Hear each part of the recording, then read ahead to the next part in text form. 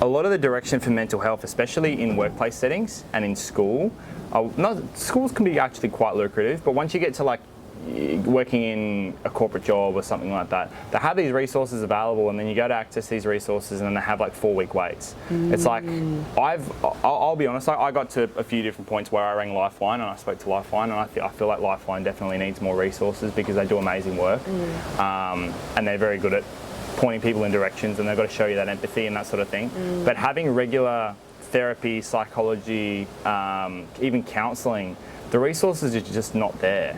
I feel like a lot of the times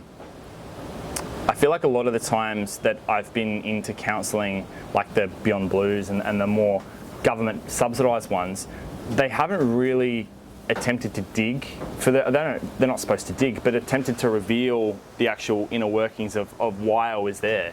I had a counsellor at one point when I was about 16 tell me that they didn't know why I was into counselling in the first place. Like, you seem like a really smart and it's just I'm sitting here going like, in the peak of my youth, like living on my own, like at 16, just going like, I am mentally unstable. Ugh, I need assistance. Please help me. No.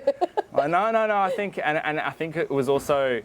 But then you have to think of how many resources are being dedicated to people that can't actually take on the resources, you know what I mean? There's also the other side of it, which is how many people are going to counselling, psychology and therapy just to have someone to talk to because they're socially anxious. Like, where do you draw probably a small percentage, but it's, the resources are definitely more readily available than they were 20, 30, 40 years ago. I feel like the mentality, especially being a man in the mental health world, is that you can be vulnerable, you can talk about your feelings, whereas, you know, my old man was very like, just shut the fuck up, get to work, you know what I mean? Because that's how he's lived with his life, and a lot of people definitely lived in that realm for a while.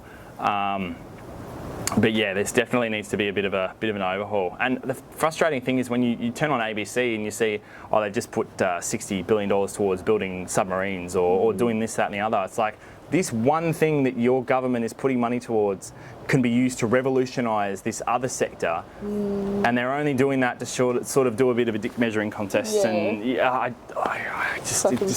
just confuses me. It's just like, I don't understand. And like, that's a whole kettle of fish in itself. I need to like rein it in, otherwise I'm just going to rant for ages. No, I love it. I love it. I really, really do love it. I